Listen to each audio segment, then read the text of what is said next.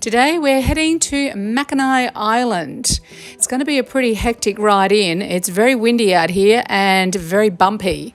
Coming into the lagoon, it's also going to be a bit on. We're going to have all sails up and coming in hot. So we're doing a beam reach. Yeah, it's pretty well right on 90 degrees, yeah. Yeah. What are we doing? 7? I'm trying to 7.5 knots. hang on to something. And we are doing 7.6 at the moment. We've got just under 14 nautical miles to go to that island over there. Wow. Yeah, we're going to get there pretty quickly today. And we've got our Genoa reefed. Got to the second. Yeah, 2 reefs in the Genoa. And our main is it reefed as well? Yeah. We've got about 2/3 of the main out as well. Yep. And we're still flying along at 7 knots. Yeah, we're just going with the wave. It's quite good. This boat, The waves are quite big actually. they are very big. I can't capture it on film. It's really hard to get a feel for it. But the mats have slid off the table. The basket's swinging around. So The wind's easing off a little bit actually. yeah, it's a nice sunny day. It's just these big swells.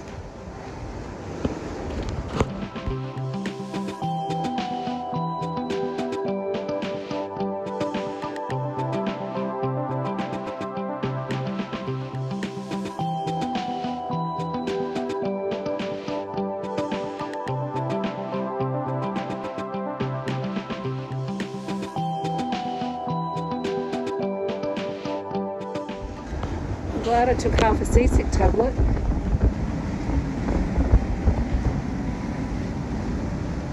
That big one coming. I'll just try to capture it. I'm having problems standing up and holding on.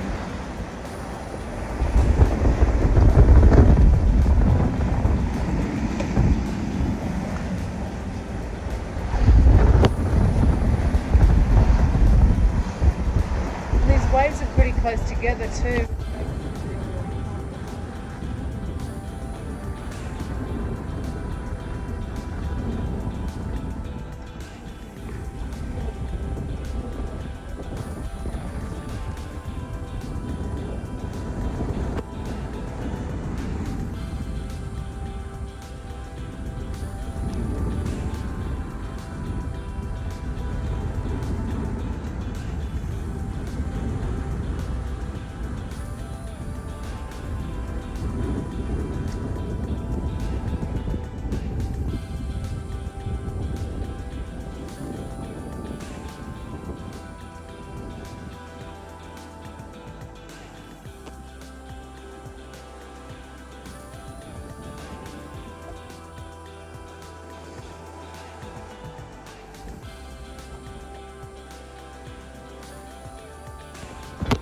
Have a look at what it looks like from inside.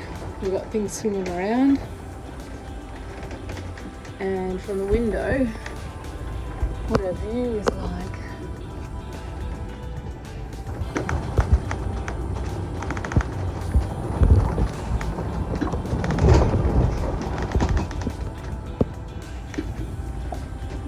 Looks like it's pretty noisy down here.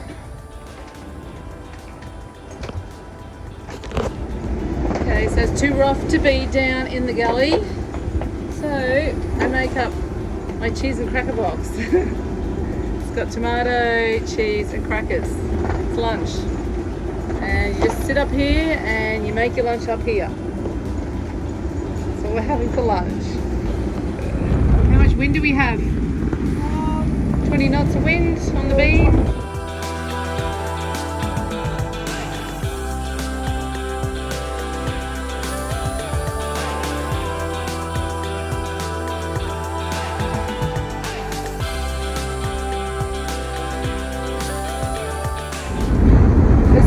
Steep waves out there. But she's such a beautiful boat. She just carves the breather. Yeah. And just as a wave breaks in front of us, she just rolls over the top of it and keeps on trucking along. So good. Yeah. Oh, Shit. Where did that one go?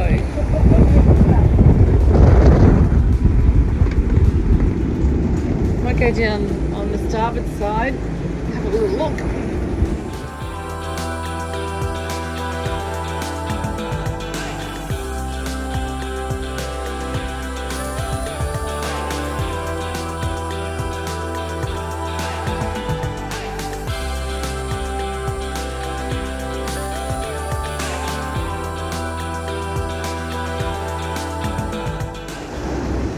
We just took that one over the top.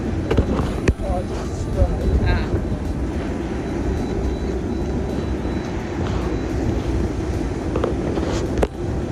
We are doing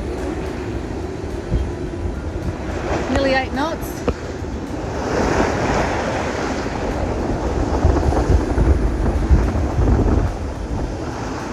And we're coming in hot to the next island.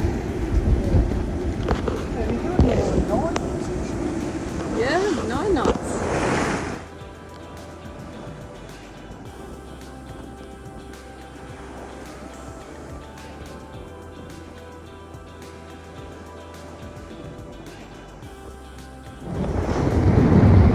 And we're coming in this crazy wild weather.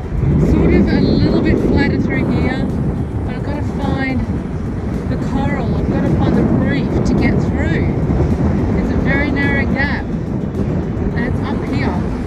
It's hard to see with all these big waves and white chalk.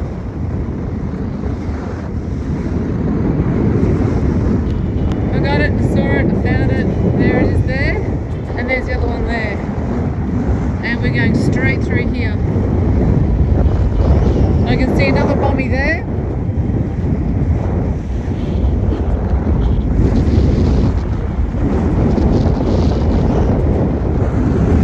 It's a narrow channel. There's another little bommy just there.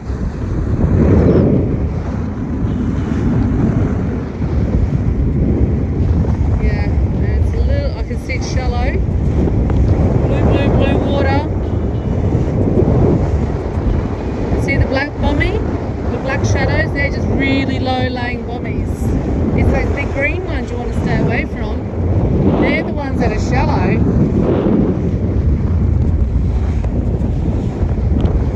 And we're through.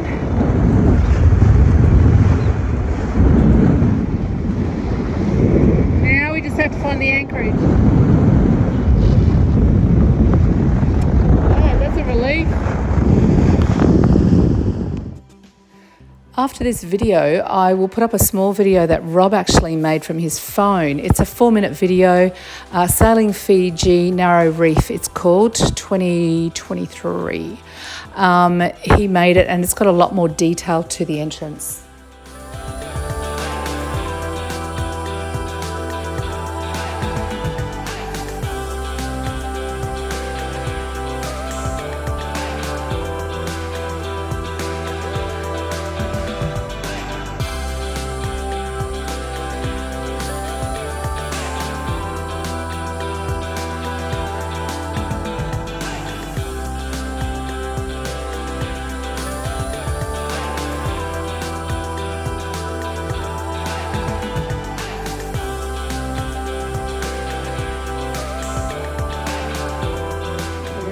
Calm. It's all reef around us and we're hidden behind this nice big island from the trade winds.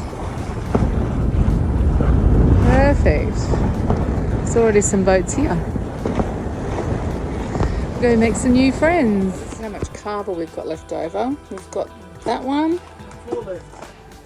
And I bought these two from Candy, just in case. And yeah, they bought like so much to go to Lao group. And the purpose of Kava, tell us about it, Rob.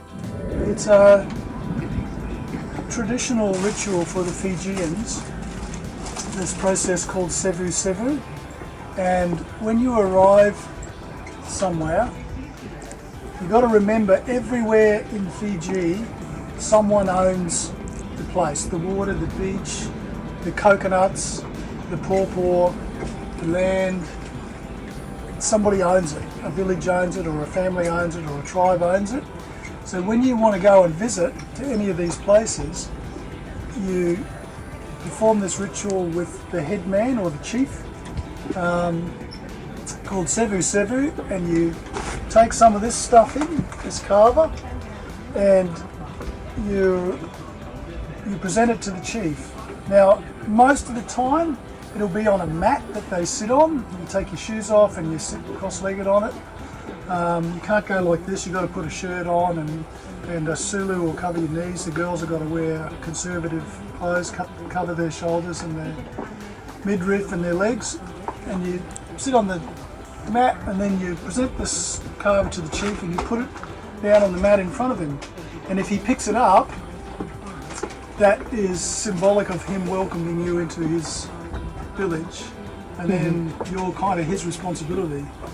And they'll show you around, and they'll ask you a bunch of questions about your family and who you are and where you've been and where you're going and all of that sort of stuff.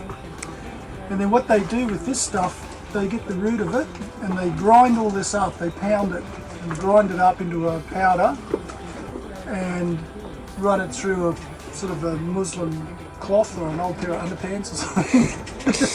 And Yes. they squeeze it out into a kava bowl, and it sort of looks like muddy water. And they make it from there. Yeah. After them from there, fish make it from there, then they pound it here. Oh, so you wet it first, then pound it? No, yeah, they wet it first. After that, then they pound it. Pound it. From dry, Dry? from big piece, Yeah. they pound it into the pounder. Yes, into that? No, yeah. Oh, into the another pounder, the machine pounder. machine. Yes, Okay. they pound it there, then it's dry. See? Yep. That one there in the basin, that one there in the basin. Oh, you dry it. I see. Pound it And up they there, mix dry it, it. they mix the dry Mix one. it, yep. After mixing, Mixing. they pound it Put it again in here. there. Up Ah, from here, back to there, back into there. then from there, outside. Outside. Outside. Ah. Yeah, finish. It's right away. Oh, so do you drink all of that? Oh, yes. We try to drink it all today. That is a lot.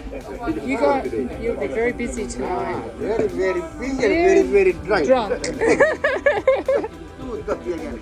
So cool, like wow. Oi. Oh. Back of my throat feels numb and tingly. Tongue and back of my throat. So I'll try to break this down. Basically, the dry kava is grinded up outside, they bring it inside, they pound it until it's sort of a gritty powder, and then they start to slowly add water and a little bit more water until eventually they add it to the big bowl.